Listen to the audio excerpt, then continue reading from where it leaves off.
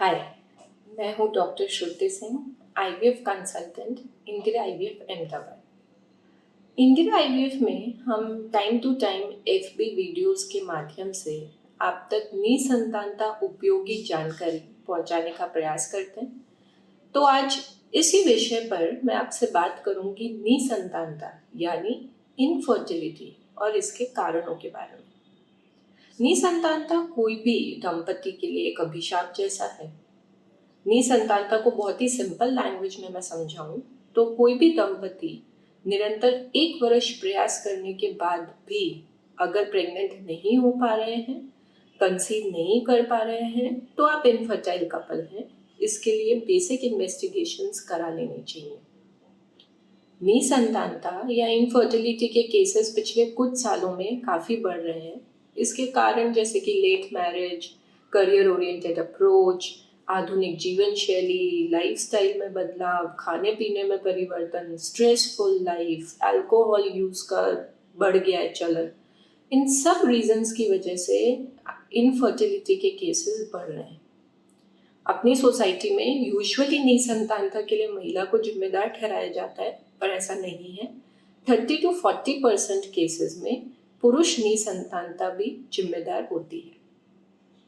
सबसे पहले female infertility की मैं बात करूं, यानी महिला निसंतानता की, तो नेचुरल प्रोसेस में पीरियड के दूसरे दिन से महिला के दोनों अंडाशय या ओवरीज में से कोई भी एक ओवरी में एक अंडा साइज में आगे बढ़ता है, फूटता है, ट्यूब में आता है। जब रिलेशन रखते हैं तब करोड़ों शुक्राणु में से कोई भी एक शुक्राणु अंडे के साथ मिलकर भ्रूण बनाता है। वो भ्रूण फिर गर्भाशय की दीवार पर जाकर चिपकता है। 9 महीने प्रेगनेंसी वहीं बड़ी होती है और फिर डिलीवरी होती है। किसी भी कारण से अगर अंडे और शुक्राणु नहीं मिल पाते, भ्रूण नहीं बन पाता, तो निसंतानता रहती है। निसंतानता महिला के केस में मैं बात करूं कारणों की, तो सबसे पहला कारण अंडाशय या ओवरीज में हो सकता है। ओवरीज में या तो अंडे बहुत ज़्यादा हों या बहुत कम हों। पॉलीसिस्टिक ओवेरियन डिजीज जो बहुत कॉमन है आजकल, आप सबने नाम सुना होगा।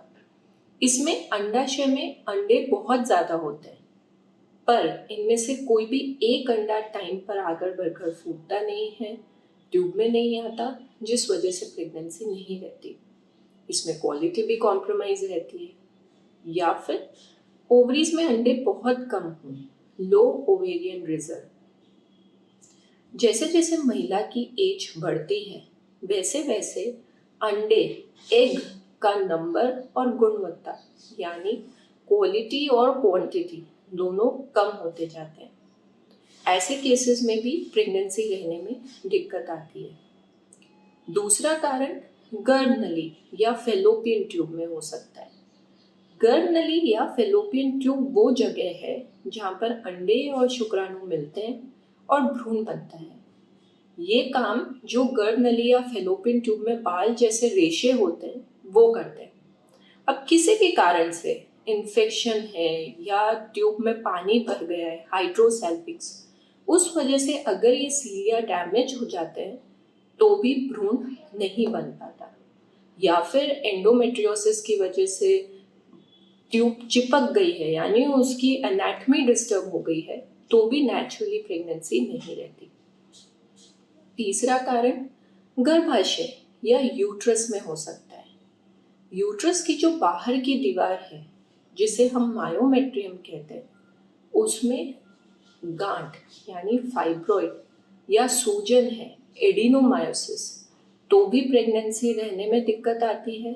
या फिर प्रेगनेंसी लगने पर आगे कंटिन्यू करने में दिक्कत होती है। या फिर यूट्रस की अंदर की परत, जिसे हम एंडोमेट्रियम कहते हैं, वो नहीं बनती हो या थिन एंडोमेट्रियम, तो भी प्रेगनेंसी नहीं रहती। या फिर उसमें मस्सा एंडोमेट्रियल पॉलिप हो, तो भी नॉर्मल प्रेगनेंसी रहने में दिक्कत आती है। या फिर कोई हार्मोनल इम्बैलेंस हो, जैसे प्रोलैक्टिन हार्मोन बढ़ा हुआ हो या थायराइड हो, तो भी नेचुरली कंसीव करने में प्रॉब्लम आती है।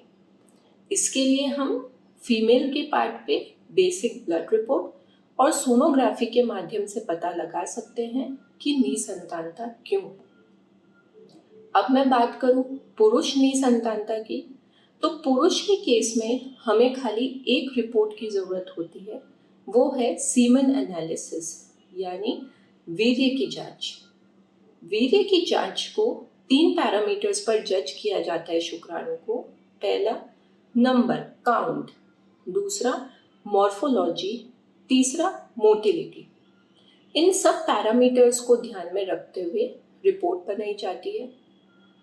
पुरुष निसंतानता के कारणों को थोड़ा देखा जाए तो या तो बचपन में टेस्टिस पर चोट लगी हो, या फिर कोई लंबी बीमारी जैसे क्लेमाइडिया, गोनोरी, मम्स, या फिर किसी के जन्मजात ही छोटी टेस्टिस हो, या फिर कोई बीमारी जैसे डायबिटीज ले लो, या फिर जो ब्लड सप्लाई पहुंचाती है टेस्टिस को उन नसों में सूजन हो, तो भी प्रोग्रेसिवली जो शुक्राणु का नंबर है वो कम होता जाता है और थोड़े टाइम में 0 शुक्राणु यानी एजोस्पर्मिया लेबल करते हैं।